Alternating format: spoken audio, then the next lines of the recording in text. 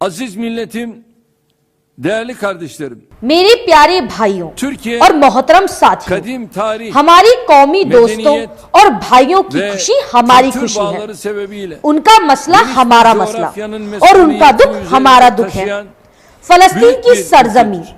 और बहुत सालों से Orta जारी Asya'dan माह Balkan'a, रमजान के आखिरी दिनों में Türkistan'dan होने Kırım'a, वाले कायराना Güney हमलों Asya'dan Kuzey की वजह से Afrika'ya kadar हमारी ईद में कड़वाहट आ गई। ülkemizin merkezinde हम दुखी yer हैं, aldığı हम बहुत bu तकलीफ geniş में हैं। coğrafyada मासूम yaşanan और बेघर हुए olumlu veya औरतें, olumsuz बच्चे her अपने hadise घरों और माल की bizi हिफाजत doğrudan करने वाले ilgilendirir. मजलूमों पर ताकत इस्तेमाल करने Gönül वाले dostlarımızın आतंकी देश इजराइल के जुल्मों पर हमें न सिर्फ अफसोस बल्कि गुस्सा भी है। इस मामले पर तुर्की का रवैया पूरी तरह से साफ है। Dün Azerbaycan'ın Dağlık Karabağ कल जिस शक्ल में अजरबैजान की पहाड़ी और काराबाग में कब्जा की हुई जमीन को छुड़वाने की जंग में हमने मदद की, आज उसी एहसास के साथ अल-कुद्स और फलस्तीन शहरों में होने वाले जुल्म पर एक्शन ले रहे हैं।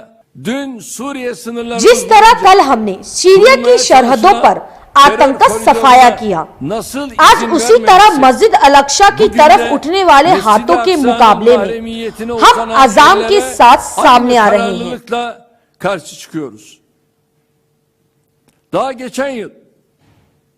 पिछले दिनों जिस तरह हमने लीबिया के टुकड़े होने से बचाया था, जैसे झगड़ों से उलझे हुए सोमालिया की तकदीर से हमने मुंह नहीं मोड़ा, जैसे क्रीमिया के संबंधन की हमने हिमायत नहीं की, उसी तरह बीते सालों में बोस्निया में होने वाली वेश्याना दरिंदगी पर आवाज उठाई। यहाँ तक कि अगर आज सारी दुनिया हमसे रिश्ता तोड़ भी ले, तब भी हम इजराइल के जुल्म पर खामोश नहीं बैठेंगे। हमने इजराइल के हमलों को शुरुआत से ही अंतर्राष्ट्रीय नेताओं और अंतर्राष्ट्रीय संगठनों के साथ बड़ी गंभीरता से उठाना शुरू कर दिया था। अब तक 29 देशों के हुक्मरानों के साथ मैं फोन पर बात कर चुका हूँ, ईद की मुबारक दी और साथ ही अल-कुद्स और फलस्तीन के दूसरे शहरों की हिफाजत का मुद्दा उठाया। इसके अलावा हमारे दूसरे मंत्री भी लगातार सभी देशों से संपर्क में हैं। इसके साथ साथ उम्मते मुसलमान के दूसरे देशों की चुप्पी से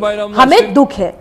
जो लोग अपनी कुर्सी बचाने के लिए खून खराबे पर चुप हैं और आंखें मूंदकर इजराइल द्वारा किए गए हमलों का समर्थन कर रहे हैं, उन्हें याद रखना चाहिए कि एक दिन उन्हें भी इस जुल्म का शिकार होना पड़ेगा। अगर हमने फलस्तीन और अल-कुद्स पर इजराइल के हमले को तुरंत न रोका तो कल हर एक को इसी वहशी दहशत का सामना करना पड़ेगा।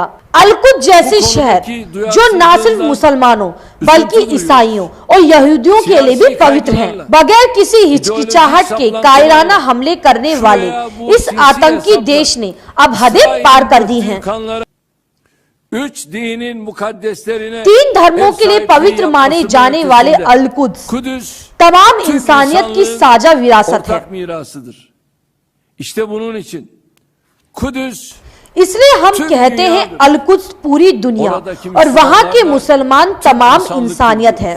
फलस्तीन और अल-कुद्स पर इजरायली जुल्म के खिलाफ खड़े होना पूरी इंसानियत पर फर्ज है। इस सरजमीन पर गिरने वाला खून और उठने वाला दर्द का कतरा कतरा दुनिया के अंदर उतरता देखा गया। संयुक्त राष्ट्र सुरक्षा परिषद के निर्णयों के अनुरूप क्षेत्र में शांति बहाल के लिए संयुक्त राष्ट्र को कदम उठाने चाहिए। यदि ओआईसी उस उद्देश्य के लिए कोई ठोस कदम नहीं उठाता है, यह अपने एकमात्र अस्तित्व को नकार रहा होगा। तुर्की के रूप में हम क्षेत्र में शांति बहाल करने के लिए किसी भी पहल के लिए अपना सक्रिय समर्थन देने के लिए तैयार हैं। अब मिलेंगे अगली खबर के साथ। आपको ये न्यूज कैसी लगे मुझे कमेंट करके जरूर बताएं। ये जो न्यूज है ये तुर्की के राष्ट्रपति रजब तैयब एर्दोगान ने एक भाषण दिया है तुर्किश में। मैं उसको आपको हिंदी में समझा रही हूं।